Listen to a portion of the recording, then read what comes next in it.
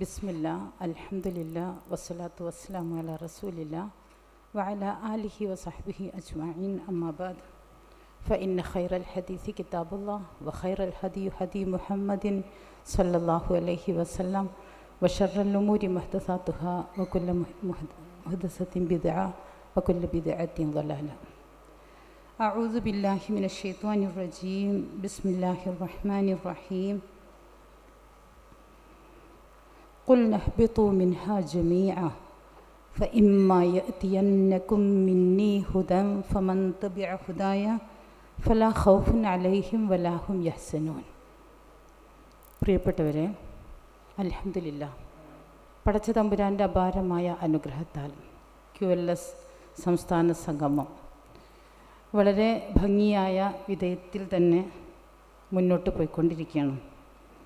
വിശുദ്ധ ഖുർആൻ മാനവ സമൂഹത്തിന് നൽകുന്ന ഒട്ടേറെ സന്ദേശങ്ങൾ, അവയെ ശ്രദ്ധാപൂർവം കേൾക്കുകയും മനസ്സിലാക്കുകയും ജീവിതത്തിലേക്ക് പകർത്തുകയും ചെയ്യുമ്പോഴാണ് ഒരു യഥാർത്ഥ വിശ്വാസിയായി നാം ഓരോരുത്തരും മാറുന്നത്. വ്യക്തിയുടെയും കുടുംബത്തിൻ്റെയും സമൂഹത്തിൻ്റെയും സുരക്ഷിതത്വത്തിന് ഖുർആൻ നൽകുന്ന ഒട്ടേറെ പാഠങ്ങളുണ്ട്. അവ തമസ്കരിക്കുകയോ തിരസ്കരിക്കുകയോ ശ്രദ്ധിക്കുകയോ ചെയ്യാതെ പോകുന്നതിൻ്റെ ദുരന്ത ഫലങ്ങൾ സമൂഹത്തിൽ മൊത്തം നമ്മൾ അനുഭവിച്ചു കൊണ്ടിരിക്കുകയാണ്. സുരക്ഷിതത്വത്തിന് ഏറ്റവും അടിസ്ഥാന ഘടകമായി നമ്മൾ കാണുന്ന ഒന്നാണ് നിർഭയത്വം, അമ്ന് എന്നത്. ഇസ്ലാം എന്ന വാക്ക് സമാധാനത്തിൻ്റേതും ഈമാൻ എന്നത് നിർഭയത്വത്തിൻ്റേതുമാണ് എന്ന് നമുക്കറിയാം. എന്നിട്ടും എന്തുകൊണ്ടാണ് ആളുകൾ വല്ലാത്ത ഭയപ്പാടിൽ, ജീവിതത്തിൻ്റെ വ്യത്യസ്തമായ തലങ്ങളിൽ ഭാവിയെക്കുറിച്ചുള്ള ആശങ്കകളും വർത്തമാന കാലത്തിൻ്റെ വ്യാകുലതകളും അതേപോലെ തന്നെ കഴിഞ്ഞുപോയതിനെക്കുറിച്ചുള്ള സങ്കടങ്ങളും പേറിക്കൊണ്ടിരിക്കുന്ന ഒരുപാട് ആളുകളെ നമുക്ക് കാണാൻ സാധിക്കും. മക്കളെക്കുറിച്ച്, മാതാപിതാക്കളെക്കുറിച്ച്, കാലവിപത്തുകളെക്കുറിച്ച്, ജോലിയെക്കുറിച്ച്, അങ്ങനെ പലതിനെക്കുറിച്ചും മനുഷ്യൻ ആശങ്കയിലും പ്രയാസത്തിലുമാണ്. ശരിക്കും ഭയപ്പാടുകൾ ഉള്ള ഒരവസ്ഥ നമുക്കില്ലാത്തത് കൊണ്ടാണ് നിർഭയത്വത്തിൻ്റെ സന്തോഷം നമുക്ക് അനുഭവിക്കാൻ കഴിയാതെ പോകുന്നത്. ഭയപ്പാടിലേക്ക് മാത്രം പിറന്നു വീഴുന്നവർ നമ്മൾ കാണുന്നില്ലേ? എന്തുമാത്രം സങ്കടങ്ങളും എന്തുമാത്രം വേദനകളും പട്ടിണിയും പരിവട്ടവും കഷ്ടപ്പാടുകളുമാണ് അവരനുഭവിക്കുന്നത്. നമ്മുടെ മുമ്പിൽ കാണുന്ന ഫലസ്തീനിലെ കുരുന്നുകളും മുലപ്പാൽ പോലും വറ്റിപ്പോയ മാതാക്കളും എല്ലാവരെയും നഷ്ടപ്പെട്ട കുടുംബജീവിതത്തിൽ വിഷമിക്കുന്ന ദുരിതമനുഭവിക്കുന്ന ഒരുപാട് ആളുകളും, എന്താണ് അവർക്കൊരു പ്രതീക്ഷ എന്ന് പറഞ്ഞാൽ അവരുടെ വാക്കുകളിൽ നിറയെ പ്രതീക്ഷയാണ്. അവർക്കെപ്പോഴും അവരുടെ വാക്കുകളിൽ തികഞ്ഞ ആർജവത്തോടു കൂടി അള്ളാഹുവിനെക്കുറിച്ചും വരാനിരിക്കുന്നൊരു പരലോകത്തെക്കുറിച്ചും തികഞ്ഞ ബോധ്യത്തോടു കൂടി അവർക്ക് പറയാനാകുന്നുണ്ട്. എവിടെയാണ് അവർക്കതിന് സാധ്യമാകുന്നത് എന്ന് ചോദിച്ചാൽ ശരിക്കും അത് അള്ളാഹുവിലുള്ള തികഞ്ഞ ബോധ്യം കൊണ്ടാണ്, തൗഹീദി ആദർശം മനസ്സിലേക്ക് ചേർത്ത് വെക്കുന്നത് കൊണ്ടാണ്. മക്കയിലെ മുശ്രിക്കുകളോട് അള്ളാഹു പറഞ്ഞില്ലേ, ചെറിയ ഒരു സൂറത്തിലെ ഖുറൈശിൽ നമുക്ക് കാണാൻ സാധിക്കും, ഇലാഫി ഖുറൈശ് ഇലാഫിഹിം ജഹ്ലത ശിതാഇ വസ്സൈഫ്. എന്നിട്ട് അള്ളാഹു ആ ആയത്തിൽ പറയുന്നുണ്ട്, ഫൽയഅ്ബുദൂ റബ്ബ ഹാദൽ ബൈത്ത് അല്ലദീ അത്അമഹും മിൻ ജൂ വആമനഹും മിൻ ഖൗഫ്. നിങ്ങൾ ഈ വീടിനെയല്ല ആരാധിക്കേണ്ടത്, ഈ വീടിൻ്റെ രക്ഷിതാവിനെയാണ് ആരാധിക്കേണ്ടത്. ആ രക്ഷിതാവ് ആരാണ്? നിങ്ങൾക്ക് വിശക്കുമ്പോൾ ഭക്ഷണം നൽകിയവനാണ് ആ രക്ഷിതാവ്. നിങ്ങൾക്ക് ഭയത്തിൽ നിന്ന് നിർഭയത്വം നൽകിയവനാണ് അവൻ. ശരിക്കും ഒരാൾ തൻ്റെ താമസ സ്ഥലത്ത് നിർഭയനും അയാളുടെ കയ്യിൽ അന്ന് കഴിക്കാനുള്ള ആഹാരവും അതോടൊപ്പം അയാൾക്ക് ആരോഗ്യവുമുള്ള നിലയിലാണ് ഒരാൾ ഒരു ദിവസം ഉണർന്നെഴുന്നേൽക്കുന്നത് എങ്കിലും തീർച്ചയായും അവൻ ഈ ലോകം മുഴുവൻ കിട്ടിയതുപോലെയാണ് എന്നാണ് റസൂൽ സല്ലല്ലാഹു അലൈഹി വസല്ലം പറഞ്ഞു വച്ചത്. അങ്ങനെ നോക്കുമ്പോൾ നമ്മൾ ആലോചിച്ച് നോക്കുക, തീർച്ചയായും നമ്മളൊക്കെ എന്തുമാത്രം സൗകര്യങ്ങളിലാണ്, എന്തുമാത്രം സന്തോഷങ്ങളിലാണ്. നമ്മൾ എത്രമാത്രം അള്ളാഹുവിനെ സ്തുതിക്കേണ്ടതുണ്ട്, എത്രമാത്രം നമ്മൾ അള്ളാഹുവിനെ വാഴ്ത്തേണ്ടതുണ്ട്. പക്ഷേ എന്തുകൊണ്ടോ കിട്ടിയ അനുഗ്രഹങ്ങളെക്കുറിച്ച് നന്ദി കാണിക്കാനോ, എപ്പോഴും നമ്മൾ പറയാറുണ്ട്, ഫഅമ്മാ ബിനിഅമത്തി റബ്ബിക ഫഹദ്ദിസ്, നിനക്ക് നിൻ്റെ രക്ഷിതാവ് ചെയ്തു തന്ന അനുഗ്രഹങ്ങളെക്കുറിച്ചാണ് നീ പറയേണ്ടത് എന്ന്.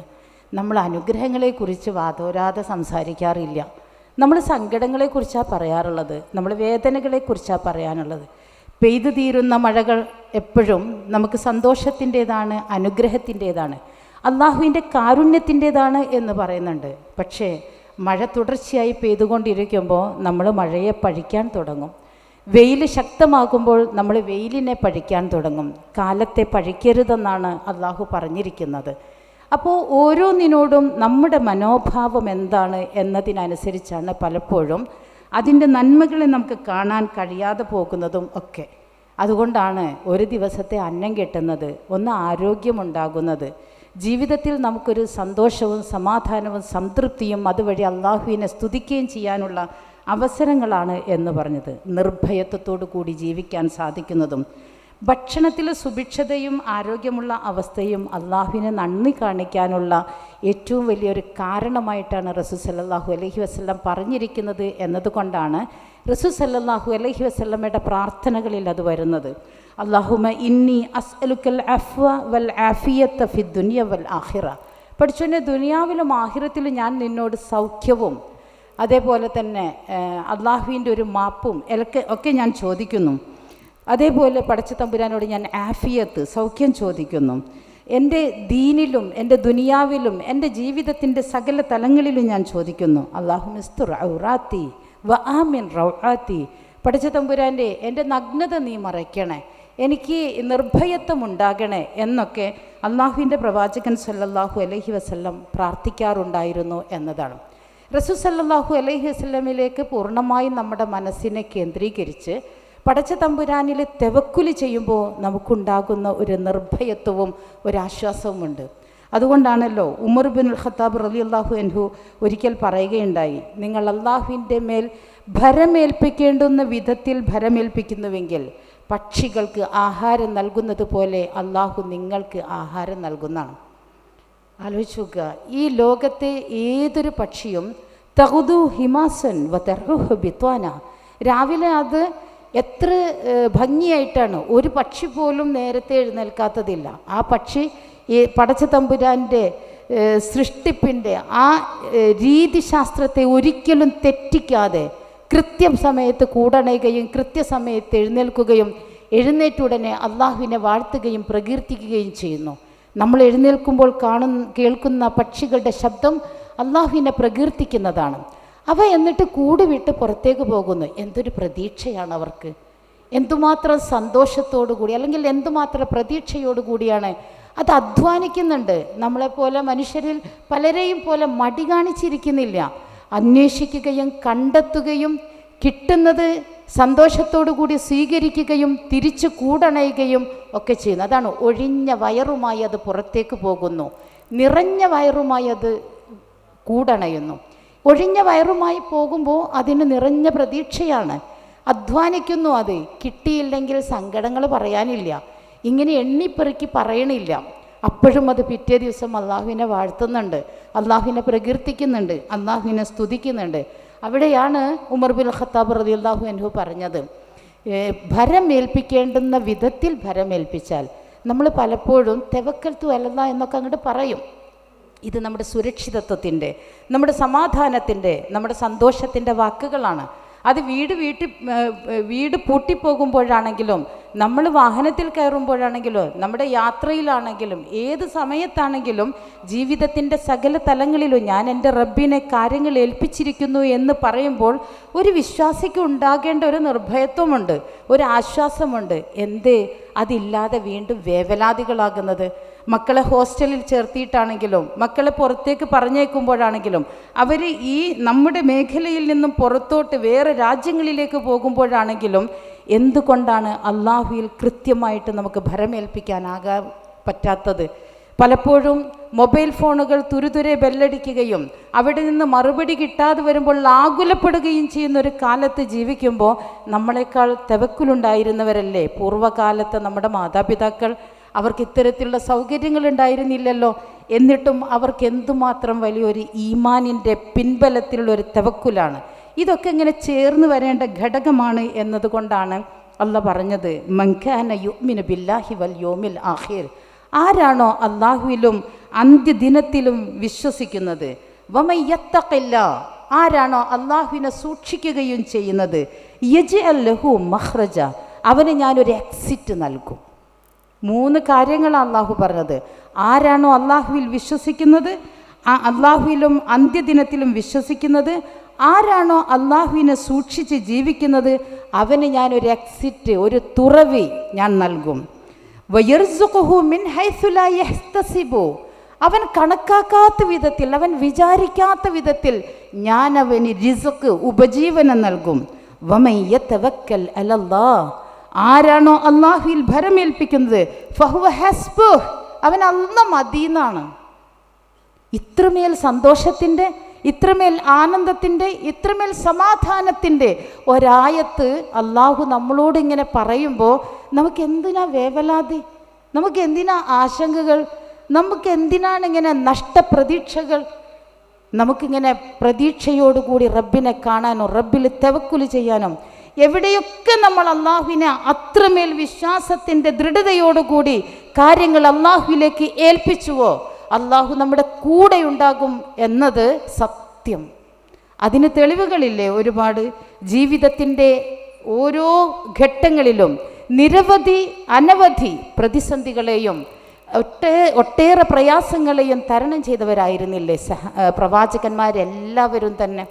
ആ പ്രവാചകന്മാർക്ക് അങ്ങനെയുള്ള ഘട്ടങ്ങളെ തരണം ചെയ്യുമ്പോഴും നിർഭയത്വവും ആശ്വാസവും നൽകിയത് അവരുടെ ഈമാനാണ്, അവരുടെ വിശ്വാസമാണ്, അള്ളാഹുവിലുള്ള തവക്കുലാണ്, അള്ളാഹുവിനെ കുറിച്ചുള്ള തികഞ്ഞ ബോധ്യമാണ്. ആ ബോധ്യമുണ്ടായിരുന്നു എല്ലാ പ്രവാചകന്മാർക്കും. അവരുടേതായിട്ടുള്ള പ്രതിസന്ധികൾ മുഴുവനും ഖുർആൻ നമുക്ക് വരച്ച് കാണിച്ചു തരുന്നില്ലേ? ഖുർആനിലൂടെ ജീവിക്കുമ്പോൾ തീർച്ചയായിട്ടും നമുക്ക് അത് മനസ്സിലാക്കാനും ഉൾക്കൊള്ളാനും സാധിക്കുന്നതല്ലേ?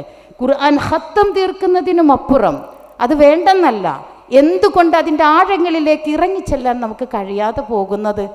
അതിനെ ഹൃദയത്തിലേക്ക് ചേർത്ത് വെച്ച് അതിൻ്റെ ആയത്തുകളിലൂടെ സഞ്ചരിക്കുകയും ഇടയ്ക്കൊക്കെ അവിടെ നിർത്തിയിട്ട് സ്റ്റോപ്പ് ചെയ്തിട്ട് അതിൻ്റെ പിറകെ കൂടുകയും അതിൻ്റെ ആശയതലങ്ങളിലേക്ക് എൻ്റെ റബ്ബ് എന്നോട് എന്താണ് സംവദിക്കുന്നത് എന്ന ഒരു ജിജ്ഞാസയോടുകൂടി, കൗതുകത്തോടുകൂടി, ലോകത്ത് ഈ വിശുദ്ധ വേദഗ്രന്ഥം അള്ളാഹു അവതരിപ്പിച്ചത് ലോകാവസാനം വരെയുള്ള മനുഷ്യർക്കാണ് എങ്കിൽ അതിലൊരു വാക്ക് പോലും വെറുതെയല്ല എങ്കിൽ, അതിലൊരു ചരിത്രം പോലും വെറുതെയല്ല എങ്കിൽ, എത്രയെത്ര പ്രവാചകന്മാരുടെ ചരിത്രത്തിലൂടെയാണ് നമ്മളെ അള്ളാഹു മോട്ടിവേറ്റ് ചെയ്തുകൊണ്ടിരിക്കുന്നത്. എന്നിട്ടും സങ്കടങ്ങളുടെ, വേദനകളുടെ, പ്രയാസങ്ങളുടെ ദുരിതക്കയങ്ങളിലേക്ക് നമ്മളെ കൊണ്ടെന്ന് എത്തിക്കുകയും നമ്മളിങ്ങനെ അള്ളാഹുവിൻ്റെ അനുഗ്രഹങ്ങളെ കാണാതെ പോവുകയും ചെയ്യുന്നു എന്നതല്ലേ വസ്തുത. അവിടെയൊക്കെ ഇങ്ങനെയാണ് നമുക്ക് സമാധാനം ഉണ്ടാകുന്നത്. എപ്പോഴാണ് നമുക്കൊരു സുരക്ഷിതത്വ ബോധമുണ്ടാകുന്നത്? ഹിറാ ഗുഹയിൽ റസൂൽ സല്ലല്ലാഹു അലൈഹി വസല്ലം മനസ്സിങ്ങനെ ഇടങ്ങേറായിക്കൊണ്ടിരുന്നപ്പോഴല്ലേ ആരെയാണ് ആരാധിക്കേണ്ടത്, ആരോടാണ് ചോദിക്കേണ്ടത്, ആരിലാണ് തവക്കുല് ചെയ്യേണ്ടത്, മരണാനന്തര ഒരു ജീവിതമുണ്ടോ, സ്വർഗ നരകങ്ങളെക്കുറിച്ചോ തികഞ്ഞ ബോധ്യങ്ങളില്ലാതിരുന്നൊരു കാലത്ത് മനസ്സ് അസ്വസ്ഥമായി എന്നത് ശരി. പക്ഷേ വിശുദ്ധ ഖുർആനിൻ്റെ ആയത്തുകൾ ഇറങ്ങിയപ്പോൾ ആ മനസ്സ് എന്തുമാത്രം സന്തോഷത്തോടെയായി. ഏതൊരു മനുഷ്യനെയും എല്ലാവിധ വൃത്തികേടുകളിൽ നിന്നും നന്മയിലേക്ക് കൊണ്ടുവരാൻ ഖുർആനെ എന്നും സാധിച്ചുവെങ്കിൽ എല്ലാവിധത്തിലുള്ള അധർമ്മങ്ങളിലേക്കും കൂപ്പുകുത്തിക്കൊണ്ടിരിക്കുന്ന ഒരു കാലഘട്ടത്തിൽ മക്കളെക്കുറിച്ചുള്ള വേവലാതികളും ജീവിതത്തെക്കുറിച്ചുള്ള പ്രതീക്ഷയറ്റ അനുഭവങ്ങളും എത്രമാത്രം സ്ഥൈര്യവും ആശ്വാസവും പ്രതീക്ഷകളും ഈ ഖുർആനിൻ്റെ വചനങ്ങളിലൂടെ നമുക്ക് കിട്ടേണ്ടതുണ്ട്. അങ്ങനെ കിട്ടിയിരുന്നില്ലേ? ഇബ്രാഹിം നബി അലൈഹിസ്സലാം എന്തായിരുന്നു അദ്ദേഹത്തിൻ്റെ ഒരു പ്രതീക്ഷ? ആ തവക്കുലാണ്. ഇബ്രാഹിം നബിയെയും മകൻ ഇസ്മായിലിനെയും അതേപോലെ തന്നെ ഹാജറിനെയും ഒരുപാട് ഓർക്കേണ്ട ഈ ഒരു സമയത്ത് അവരുടെ തവക്കുൽ ഒരുപക്ഷെ ഒരിക്കലും ഹാജർ എന്ന മഹദി ഓടിയ ഓട്ടമൊന്നും നമ്മൾ ജീവിതത്തിൽ ഒരിക്കലും ഓടിയിട്ടില്ല. ഒരിക്കലും നമ്മൾ ഓടിയിട്ടില്ല. ആ പ്രതീക്ഷ ഒരിക്കലും വറ്റാത്ത ആ ഭൂമികയിൽ അവർക്ക് നിൽക്കാൻ സാധിച്ചത് അത്രമാത്രം അള്ളാഹുവിനെ കുറിച്ചുള്ള തിരിച്ചറിവാണ്. നമുക്ക് നഷ്ടപ്പെട്ടതും അത് തന്നെയാണ്. ആ ഈമാൻ, ആ വിശ്വാസം, ആ തൗഹീദി ആദർശം എവിടെ നഷ്ടപ്പെടുന്നുവോ അവിടെ നമ്മുടെ ഈമാനിൽ അല്ലെങ്കിൽ നമ്മുടെ ജീവിതത്തിൽ തന്നെ എല്ലാ വഴികളും അടയും. നമ്മളിങ്ങനെ ഇടങ്ങേറാവും, അസ്വസ്ഥരാകും, നമുക്കിങ്ങനെ എന്ത് കണ്ടാലും പേടിയാകും. അത് മുട്ടയുടെ മുകളിൽ 4 വര വരച്ച് നമ്മുടെ വീടിൻ്റെ അടുത്ത് വെച്ചാലും കരിക്കിൻ തെച്ചിപ്പൂവും കൊണ്ടുവന്ന് വെച്ചാലും ഒക്കെ നമുക്ക് പേടിയാകും. പക്ഷേ അതിനൊന്നിനും ഒന്നും സാധ്യമല്ല. ലാ മാനിഅ ലിമാ അഅതൈത വലാ മുഅതിയ ലിമാ മനഅത വലാ യൻഫഉ ദൽ ജദ്ദി മിൻകൽ ജദ്ദ്. ഇതൊരു പ്രതീക്ഷയാണ്. റസൂൽ സല്ലല്ലാഹു അലൈഹി വസല്ലമയും പറഞ്ഞില്ലേ, ഒരു സമൂഹം മുഴുവനും നിൻ്റെ മേൽ നിന്നെ പെടുത്താൻ വേണ്ടിയിട്ട് അല്ലെങ്കിൽ നിനക്ക് ദോഷമുണ്ടാകാൻ വേണ്ടി ഒരുങ്ങി കെട്ടി വന്നാലും അല്ലാഹ് വിചാരിച്ചാലല്ലാതെ ഒന്നും നിനക്ക് സംഭവിക്കില്ല. ഒരു സമൂഹം മുഴുവനും നിനക്ക് അനുഗ്രഹം ഉണ്ടാകാൻ വേണ്ടിയിട്ട് തയ്യാറെടുത്ത് വന്നാലും അല്ലാഹ് വിചാരിച്ചാലല്ലാതെ ഒന്നും ലഭിക്കില്ല എന്ന റസൂൽ സല്ലല്ലാഹു അലൈഹി വസല്ലമയുടെ വചനങ്ങൾ നമുക്ക് ഹൃദയത്തിലേക്ക് ചേർത്ത് വെക്കാനാവണം. ഇബ്രാഹിം നബി അലൈഹിസ്സലാം ആകാശം മുട്ടെ ആളിക്കത്തുന്ന അഗ്നികുണ്ഡത്തിലേക്ക് വലിച്ചെറിയാൻ അവർ ശ്രമിക്കുമ്പോൾ ജിബ്രീൽ അലൈഹിസ്സലാം വന്നിട്ട് ചോദിച്ചിട്ടില്ലേ, എന്തെങ്കിലും സഹായം വേണോ? വേണ്ട, ഒന്നും വേണ്ട, ഹസ്ബി അല്ലാഹ്, എനിക്ക് അല്ലാഹ് മതി, വനിഅമൽ വക്കീൽ, കാര്യങ്ങൾ ഏൽപ്പിക്കുവാൻ അവൻ എത്ര നല്ലവനാണ്. അതെ, നമ്മൾ പലരെയും കാര്യങ്ങൾ ഏൽപ്പിക്കും, ഒരുപാട് ആളുകളെ കാര്യങ്ങൾ ഏൽപ്പിക്കും, എന്നിട്ടും നമുക്ക് ആശങ്കകൾ ഒഴിയണില്ല. അല്ലാഹ് മാത്രം പോരെ നമുക്ക് കാര്യങ്ങൾ ഏൽപ്പിക്കാൻ. ഏത് പ്രതിസന്ധിയിലും മത്സ്യത്തിൻ്റെ വയറ്റിൽപ്പെട്ട് കടലിൻ്റെ അഗാധ തലങ്ങളിലേക്ക് പോയ ഇരുട്ടിൻ്റെ കനത്ത കൂരിരുട്ടിൽ നിന്ന് പ്രതീക്ഷ വറ്റാത്ത മനസ്സുമായി യൂനുസ് നബി അലൈഹിസ്സലാം പ്രാർത്ഥിച്ചതും അത് തന്നെയല്ലേ. ലാ ഇലാഹ ഇല്ലാ അൻത സുബ്ഹാനക് ഇന്നി കുൻതു മിനൽ ളാലിമീൻ, ഞാൻ അക്രമികളിൽ പെട്ടുപോയി. നീയല്ലാതെ ആരാധിക്കാൻ, പ്രാർത്ഥിക്കാൻ, വണങ്ങാൻ, സുജൂദ് ചെയ്യാൻ, നേർച്ച വഴിപാടുകൾ അർപ്പിക്കാൻ മറ്റാരുമില്ല. ഞാൻ പെട്ടുപോയതാ. നമ്മളാ പെട്ടുപോകുന്നത്. നമ്മൾ പലയിടത്തും പെട്ടുപോകുന്നു. നമുക്ക് തിരിച്ചറിവുകളില്ല, നമുക്കൊന്നുമില്ലാത്തത് കൊണ്ടാണ് നമ്മൾ ഇങ്ങനെയൊക്കെ പറഞ്ഞുകൊണ്ടിരിക്കുന്നത്. അപ്പോഴും നമ്മൾ പറയുന്നുണ്ട് സുബ്ഹിക്ക് ശേഷവും മഗ്രിബിന് ശേഷവും, ഹസ്ബി അല്ലാഹു ലാ ഇലാഹ ഇല്ലാ ഹുവ അലൈഹി തവക്കൽതു വഹുവ റബ്ബുൽ അർശിൽ അദീം. മഹത്തായ സിംഹാസനത്തിൻ്റെ ഉടമയാണ് റബ്ബ്. എനിക്കവൻ മതി, ഞാൻ അവനിൽ കാര്യങ്ങൾ ഏൽപ്പിച്ചിരിക്കുന്നു എന്ന്. ഇതൊക്കെ നമ്മൾ വായോണ്ട് പറയും. അതേ നമുക്ക് തന്നെ ഒരു സുരക്ഷിതത്വ ബോധം നഷ്ടപ്പെട്ട് വേവലാതികളും ആശങ്കകളുമായി കഴിയുന്നുവെങ്കിൽ നമ്മുടെ ഈമാനും നമ്മുടെ തവക്കുലും അത്രമേൽ നമ്മളെ അങ്ങോട്ട് സ്വാധീനിച്ചിട്ടില്ല എന്നതാണ് നമ്മൾ മനസ്സിലാക്കേണ്ടത്. അതിനൊരു മാറ്റം വരാൻ എന്താ കാര്യം? നമ്മളിങ്ങനെ ഈ ഇസ്ലാഹ് നടത്തിക്കൊണ്ടേയിരിക്കണം. അതാണ് ഇസ്ലാഹ്. ഇസ്ലാഹ് എന്നത് ഇല്ലാത്തൊരെണ്ണം പുതിയത് കൊണ്ടുവരല്ല. നമ്മൾ അള്ളാഹുവിനെ കുറിച്ച്, അള്ളാഹുവിൻ്റെ ഏകത്വത്തെക്കുറിച്ച് ഒക്കെ പറയുമ്പോൾ ആൾക്കാർ പറയും പുത്തൻവാദികൾ വന്നിരിക്കുന്നു എന്ന്. അല്ല, നമ്മൾ ഒരിക്കലും പുതിയത് കൊണ്ടുവരുന്നതല്ല. കേട് വന്നതിനെ, അപജയം വന്നതിനെ നമ്മളിങ്ങനെ നന്നാക്കി കൊണ്ടുവരുന്നതാണ്. അതാണ് ഇസ്ലാഹും. അത് തന്നെയല്ലേ ശുഐബ് നബിയും പറഞ്ഞത്, വമാ ഉരീദു ഇല്ലൽ ഇസ്ലാഹ മസ്തതഅതു വമാ തൗഫീഖി ഇല്ലാ ബില്ലാഹ്, ഞാൻ ഇസ്ലാഹല്ലാതെ മറ്റൊന്നും ഉദ്ദേശിക്കുന്നില്ല എന്നതാണ്. അളവിലും തൂക്കത്തിലും കൃത്രിമം കാണിച്ചിരുന്ന ആ സമൂഹം ശുഐബ് നബിയോട് ചോദിച്ചിട്ടുണ്ട്, നിന്റെ നിസ്കാരമാണോ ശുഐബ് ഇങ്ങനെയുള്ള കാര്യങ്ങളൊക്കെ ഞങ്ങളോട് ഉപദേശിക്കാൻ കാരണം? ഞാൻ ഇസ്ലാഹ് മാത്രമാണ് ഉദ്ദേശിക്കുന്നത് എന്നാണ് അവർ പറഞ്ഞത്. അതേപോലെ സുരക്ഷിതത്വ ബോധത്തോടുകൂടി നമുക്ക് ജീവിക്കാനാകണമെങ്കിൽ നമുക്കൊരു സമാധാനം, നീതി ഉണ്ടായിരിക്കണം. നീതിയിൽ അധിഷ്ഠിതമായിട്ടുള്ളൊരു കാലഘട്ടത്തിലൂടെ പോകാൻ എല്ലാവിധ സൗകര്യങ്ങളും ഉണ്ടായിരിക്കെ തന്നെ അനീതിയല്ലേ നമ്മളിപ്പോൾ കണ്ടുകൊണ്ടിരിക്കുന്നത്? എവിടെയും അനീതി. വ്യക്തികളോടും സാമൂഹിക സാഹചര്യങ്ങളും രാഷ്ട്രീയപരമായ കാര്യങ്ങളിലുമൊക്കെ അള്ളാഹു ഏറ്റവും വലിയ നീതിമാനാണ് എന്നതാണ് വിശുദ്ധ ഖുർആനിൽ നമുക്ക് കാണാൻ സാധിക്കുന്നത്. ഏറ്റവും നല്ല നീതിമാന്മാരായിട്ടുള്ള ആളുകൾക്ക് ഒരു തണലുമില്ലാത്ത ദിവസം അള്ളാഹുവിൻ്റെ തണൽ ലഭിക്കുമെന്ന് പറയുന്നുണ്ട്. അതുകൊണ്ടാണല്ലോ ഇമാമുൻ ആദിൽ, നീതിമാനായ ഭരണാധികാരികൾക്കാണ് എപ്പോഴും നീതി പാലിക്കാനും നീതിയിൽ അധിഷ്ഠിതമായ ഒരു ജീവിതം സമൂഹത്തിന് പകർന്നു നൽകാനും സാധിക്കുന്നത്. ഭരണകൂടങ്ങളും അതേപോലെ തന്നെ എല്ലാ വിധത്തിലുള്ള സംവിധാനങ്ങളും അനീതി കാണിക്കുന്ന ഒരു കാലഘട്ടത്തിൽ നീതിയുടെ ഒരു ലോകം പുലരണമെങ്കിൽ തീർച്ചയായിട്ടും എവിടെ നിന്ന് എങ്ങനെ തുടങ്ങണമെന്ന് നമ്മൾ ആലോചിക്കേണ്ടതുണ്ട്, നമ്മൾ പഠിക്കേണ്ടതുണ്ട്. ആ പഠനം നീതിയിൽ അധിഷ്ഠിതമായൊരു ലോകത്തെക്കുറിച്ചുള്ള പ്രതീക്ഷകൾ മാത്രമാണ് ചിലപ്പോൾ നമുക്ക് നൽകുന്നത്. അതുകൊണ്ടാണ് അള്ളാഹുവാണ് ശരിക്കും അത്തരത്തിലുള്ളൊരു നീതിയുടെ ഒരു ലോകത്തെ എല്ലാ കാര്യങ്ങളെയും കൃത്യമായി. അതുകൊണ്ടാണ് തെറ്റ് ചെയ്ത മനുഷ്യന് നരകം എന്നത് അവൻ്റെ നീതിയാണ്, ശരി ചെയ്ത മനുഷ്യർക്ക് സ്വർഗം കിട്ടുക എന്നത് അവരുടെ റൈറ്റാണ്. വെറുതെ അങ്ങോട്ട് നരകത്തിൽ പോവില്ല, വെറുതെ സ്വർഗത്തിലും പോവില്ല, രണ്ടും പണിയെടുത്തിട്ടേ പോവൂ. അങ്ങനെ പണിയെടുത്ത് പോകുമ്പോൾ നന്മയിൽ അധിഷ്ഠിതമായ പണിയെടുക്കാനും ജീവിതത്തിൻ്റെ സുരക്ഷിതത്വത്തിന് ഇത്തരത്തിലുള്ള നന്മകൾ ചേർത്ത് വയ്ക്കുമ്പോൾ മാത്രമാണത് സാധ്യമാകുന്നത് എന്ന് കൂടി നമ്മൾ പഠിക്കുകയും മനസ്സിലാക്കുകയും ചെയ്യണം. മക്കളോടാണെങ്കിലും ജീവിതത്തിലാണെങ്കിലും ജോലിയിലാണെങ്കിലും കുടുംബ സംവിധാനങ്ങളിലാണെങ്കിലും എല്ലാ കാര്യത്തിലും കൃത്യമായ നീതി പാലിക്കാൻ നമുക്ക് കഴിയണുണ്ടോയെന്ന് നമ്മൾ ആലോചിക്കണം. എല്ലാം കൂടെ ഒരുമിച്ച് ചെയ്യുമ്പോൾ നമുക്ക് എല്ലാം നഷ്ടപ്പെട്ടു പോകുന്നുണ്ടോ എന്നുകൂടി ആലോചിക്കണം. ഒരുപാട് വിശദീകരിക്കേണ്ട കാര്യങ്ങളാണ്.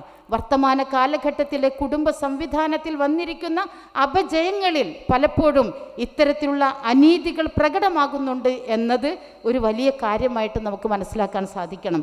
സമയത്തിൻ്റെ പരിമിതി കൊണ്ട് പറ്റണില്ല എന്നുള്ളതാണ് പറഞ്ഞു തീർക്കാൻ.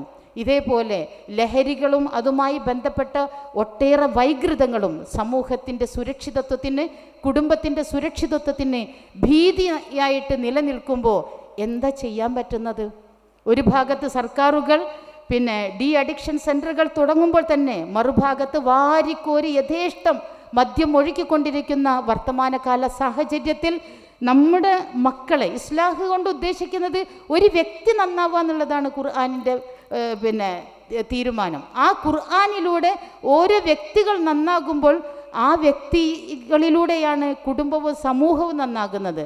അതുകൊണ്ട് തന്നെ ഒരാൾക്കും മാറി നിന്നുകൊണ്ട് അവനവൻ്റെ കാര്യം മാത്രം ശ്രദ്ധിച്ചുകൊണ്ട് മുന്നോട്ട് പോകാൻ പറ്റുമോ? നമ്മുടെ കുടുംബങ്ങൾ, നമ്മുടെ മക്കൾ, നമ്മുടെ സാമൂഹിക സാഹചര്യങ്ങൾ വർത്തമാനകാലത്തെ ഏതൊരു സംഗതികളെയും കൃത്യമായി പഠിക്കുകയും മനസ്സിലാക്കുകയും നിതാന്തമായ ജാഗ്രതയോടുകൂടി കണിശമായ ബോധത്തോടുകൂടി മുന്നോട്ട് പോകാൻ സാധിക്കുകയും ചെയ്തെങ്കിൽ മാത്രമാണ് മക്കളും കുടുംബമൊക്കെ നഷ്ടപ്പെടാതിരിക്കുള്ളൂ, നമുക്കൊരു സമാധാനം കിട്ടുള്ളൂ. അള്ളാഹുവിലേക്ക് തവക്കുൽ ചെയ്യുമ്പോഴും നമ്മൾ എടുക്കേണ്ട പണിയെടുക്കണമല്ലോ. നമ്മളൊരു പണിയെടുക്കാതെ അതൊക്കെ പഠിച്ചവനായിക്കോളും എന്ന് വെക്കുന്നിടത്ത് ഒരുപാട് അബദ്ധങ്ങളുണ്ട് എന്ന് നമ്മൾ മനസ്സിലാക്കുക. അതിൽ നിന്നുണ്ടാകുന്നതാണ് എല്ലാവിധത്തിലുള്ള ഫസാദും. സാമൂഹിക സുരക്ഷിതത്വത്തിന് ഈ കാര്യങ്ങളൊക്കെ അടിസ്ഥാനമാണ് എന്നതുകൊണ്ടാണ് ഞാനിത് പറയുന്നത്. അതിൽ ഹംറും മൈസിറും അങ്ങനെയുള്ള സകല സംഗതികളും ഇതിൻ്റെ സുരക്ഷിതത്വത്തിന് വിഘാതം സൃഷ്ടിക്കും. ഫിത്നയും ഫസാദും വിഘാതം സൃഷ്ടിക്കും. കൊലയേക്കാൾ ഭീകരമാണ് ഫിത്ന എന്ന് ഖുർആനിൽ നമുക്ക് കാണാൻ സാധിക്കുമല്ലോ. അത്തരത്തിലുള്ള ഫിത്നകളും നമ്മുടെ സമൂഹത്തിൽ ഒരുപാട് നടക്കുന്നുണ്ട് എന്നത് നമ്മൾ മനസ്സിലാക്കുക. അതുകൊണ്ട് തന്നെ ഓരോരുത്തരുടെ അഭിമാനം അത് വലുതാണ്. മുഫ്സിദീങ്ങളെ, കുഴപ്പക്കാരെ അള്ളാഹ്ക്ക് ഇഷ്ടമല്ല. വല്ലാഹു ലാ യുഹിബുൽ ഫസാദ്, അള്ളാഹു കുഴപ്പം ഇഷ്ടപ്പെടുന്നില്ല. വല്ലാഹു ലാ യുഹിബുൽ മുഫ്സിദീൻ, കുഴപ്പക്കാരെയും അള്ളാഹു ഇഷ്ടപ്പെടുന്നില്ല.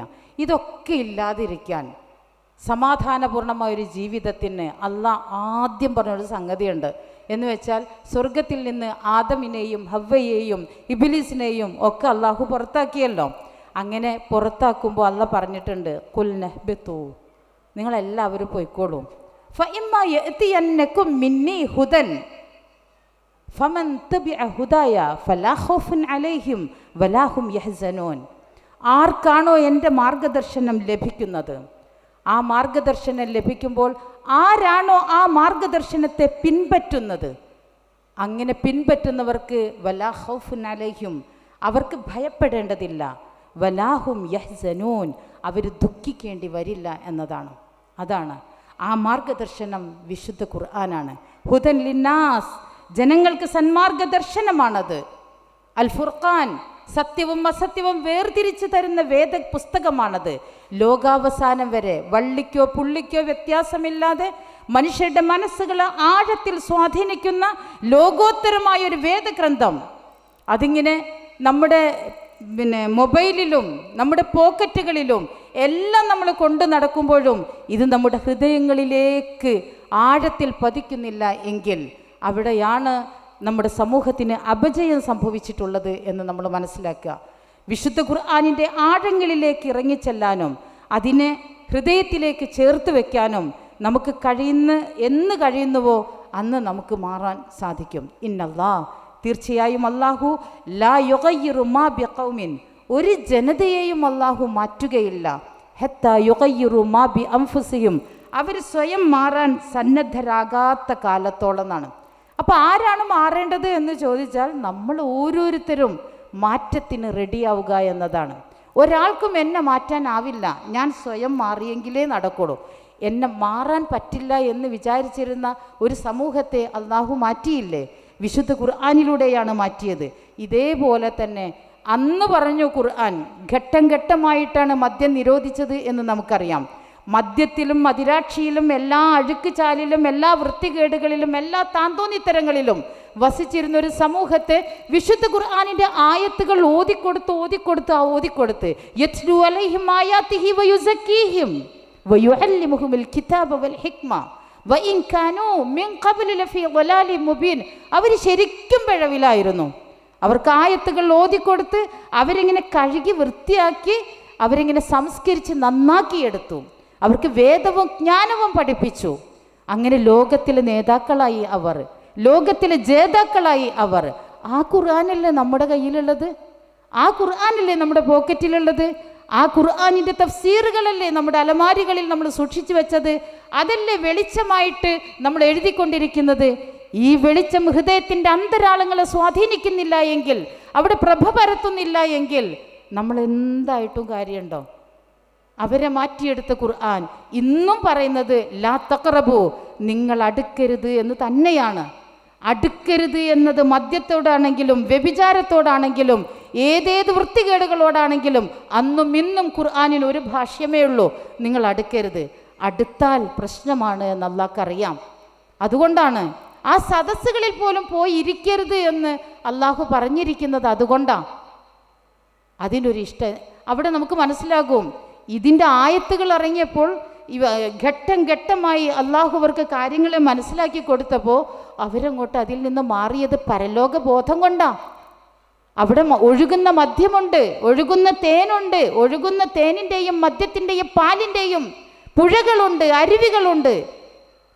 ഒരിക്കലും നശിക്കാത്ത ആനന്ദത്തിൻ്റെ, ആഹ്ലാദത്തിൻ്റെ, സന്തോഷത്തിൻ്റെ, സംതൃപ്തിയുടെ എല്ലാ തലങ്ങളെയും അവർക്ക് സ്പർശിക്കാനാകും എന്ന തിരിച്ചറിവിൻ്റെ ബോധ്യത്തിൽ അവർ വേണ്ടെന്ന് വെച്ചു. വേണ്ടെന്ന് വെച്ചപ്പോൾ അവർ ആ മദ്യത്തിൻ്റെ കുപ്പികൾ, പാത്രങ്ങൾ, അവർ കുടിച്ച കപ്പുകൾ ദൂരേക്ക് വലിച്ചെറിഞ്ഞു. അത് നല്ല ഭംഗിയുള്ളതും നല്ല പളുങ്കിൻ്റെതാണെങ്കിലും അത് വെറുതെ ഷോക്കേസിൽ ഇരുന്നോട്ടെ എന്നവർ കരുതിയില്ല. അതുമായി ബന്ധപ്പെട്ട എല്ലാത്തിനെയും അവർ കളഞ്ഞു. അവരത്രമേൽ വിശുദ്ധരായി. അതവരുടെ മനസ്സിനെ സ്വാധീനിച്ചത് അള്ളാഹിനെക്കുറിച്ചുള്ള ബോധ്യമാണ്, പരലോകത്തെക്കുറിച്ചുള്ള തിരിച്ചറിവുകളാണ്. നൈമിഷികമായ ഈ ലോകത്തിൻ്റെ സ്വാധീനത്തിൽ പെട്ടുപോകാതെ പാരത്രികമായ ഒരു ജീവിതത്തിൻ്റെ അനന്തമായ അനശ്വരമായ ഒരു ലോകത്ത് എല്ലാവിധ ആഹ്ലാദത്തോടു കൂടിയും ജീവിക്കാം. അവിടെ എന്തു ലഭിക്കുമെന്ന സന്തോഷമാണ്. അതിനു വേണ്ടിയിട്ടുള്ള അവരുടെ ആ പ്രയാണത്തിൽ ഒരു കാര്യം കൂടി ചേർത്ത് വെച്ചുകൊണ്ട് ഞാൻ അവസാനിപ്പിക്കാം. എത്രമാത്രം അവരുടെ മനസ്സിനെ അവരുടെ ഈ വിശ്വാസം സ്വാധീനിച്ചു എന്നത്. മദ്യം ഒഴുകിപ്പരന്ന മരുഭൂമിയുടെ ഒരു കുഴിയിൽ ആ മദ്യം പോയി വീണു. വർഷങ്ങൾക്ക് ശേഷം അവിടെ മുളച്ചു പൊന്തിയ കള്ളിമുൾ ചെടി ഒരു സഹാബിയുടെ ഒട്ടകം കഴിച്ചു. വർഷങ്ങൾക്ക് ശേഷമാണ് നമ്മൾ മനസ്സിലാക്കണം. ആ ഒട്ടകത്തിൻ്റെ മൂക്ക് കയറി പിടിച്ചുകൊണ്ട് അവർ പ്രവാചക സന്നിധിയിൽ വന്നു. അദ്ദേഹം, അള്ളാഹുവിൻ്റെ പ്രവാചകരെ, വർഷങ്ങൾക്ക് മുമ്പ് അന്ന് മദ്യം ഉപേക്ഷിച്ചപ്പോൾ വീപ്പകൾ കൊട്ടിയപ്പോൾ ഒഴുകിപ്പരന്ന മദ്യം വീണ കുഴിയിൽ മുളച്ച ആ കള്ളിമുൾ ചെടി കഴിച്ചിരിക്കുന്നു എൻ്റെ ഒട്ടകം. ആ ഒട്ടകത്തിൻ്റെ പാല് കുടിക്കാമോ എന്നാണ് ചോദ്യം. നമ്മൾ ആലോചിച്ച് നോക്കുക, അവരുടെ മനസ്സ് എത്രമാത്രം പരിവർത്തനത്തിന് വിധേയമായി എന്നത്.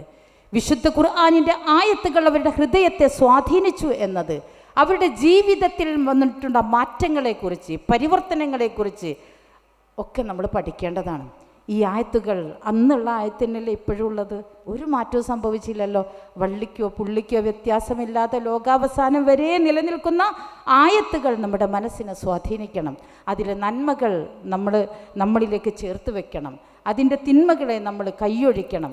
ഈ നന്മകളെ ഈ സമൂഹത്തിലേക്ക് പഠിപ്പിച്ചു കൊടുക്കണം.